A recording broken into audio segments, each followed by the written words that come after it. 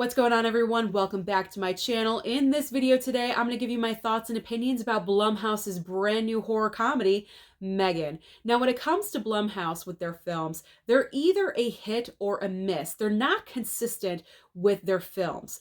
And so when we heard M3GAN was going to be the first brand new movie of 2023, in the month of January, expectations were extremely low because, as we all know, the month of January is the dumping ground for all movies for the upcoming season and the upcoming year.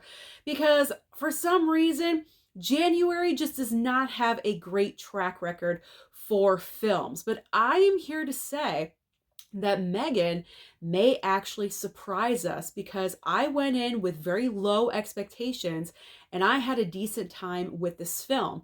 Now, it's not perfect. There are some negative qualities to this, and I will talk about those. Also, obviously, the positives, but let's get into what this movie is about. I'm going to give you basics without spoiling it. So M3GAN revolves around a little girl who loses her parents extremely suddenly in an accident. She goes into guardianship with her aunt, played by Allison Williams, who we know from the movie Get Out as the sinister girlfriend.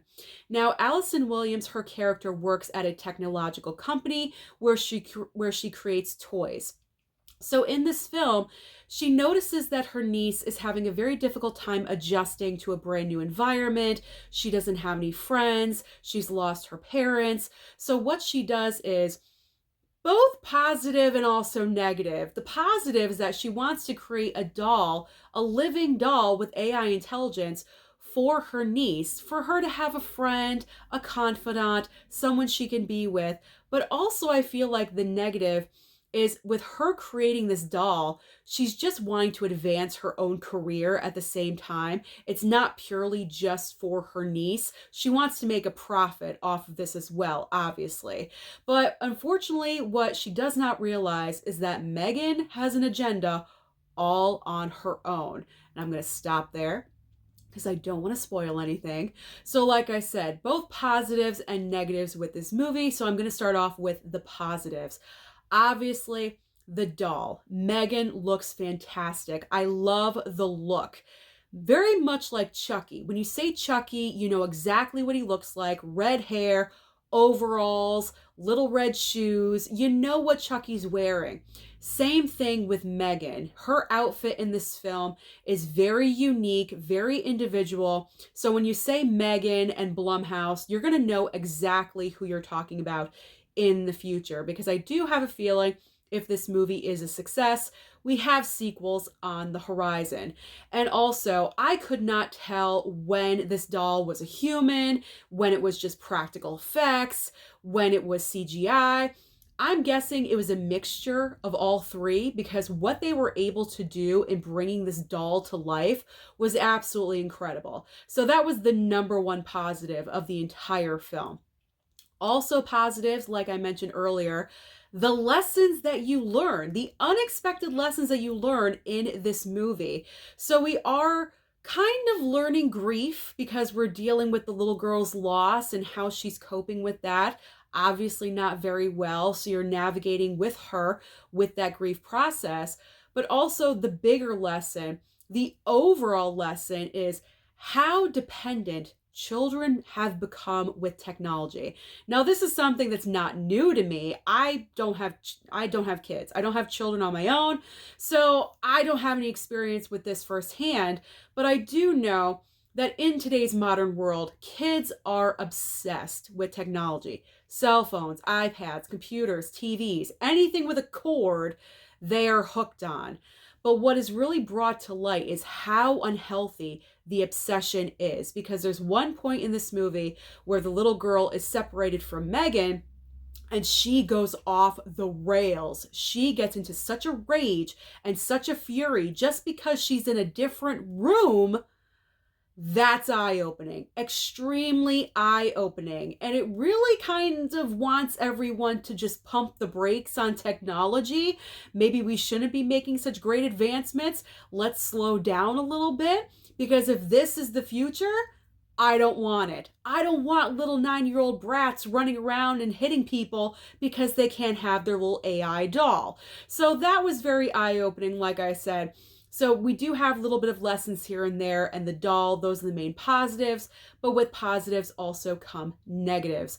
The one big negative, obviously, in this movie, it's PG-13. Unfortunately, it is not rated R. So when it comes to the kills, there were kills. There were some kills in this movie, but I'm sure if it was rated R, we could have gotten even more kills and we would have seen a lot more. Unfortunately, with a PG-13 rating, there's a lot of cutaways.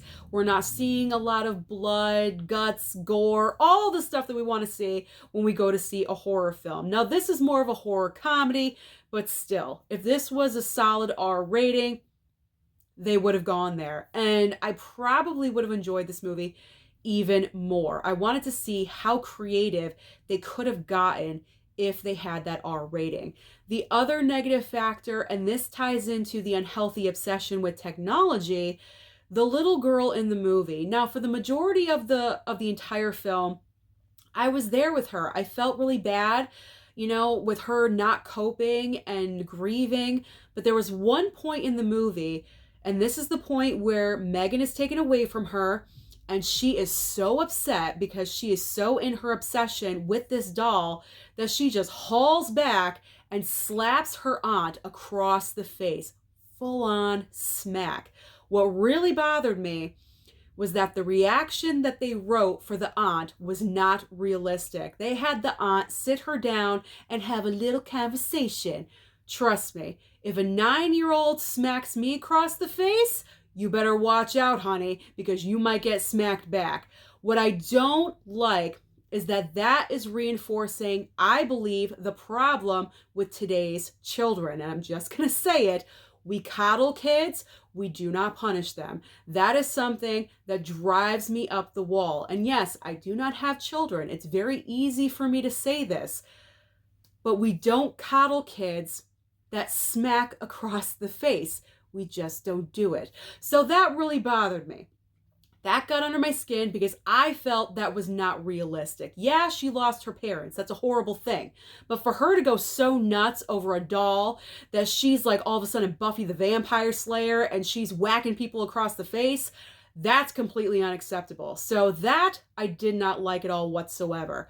But overall, I enjoyed M3GAN for what it was. I thought it was a decent watch. Like I said, I sat down. I had very low to no expectations of what was going to be in front of me, and I walked out pleasantly surprised. So overall, do I recommend M3GAN to you? Yes, I do, especially because in the month of January, there aren't a lot of huge, great movies coming out, so you might as well go to the theater and see a decent horror comedy. Why not? So if you've seen M3GAN, let me know down below. Did you enjoy it? Your positives and your negatives. Don't forget to like and subscribe before you leave, and I'll see you next time.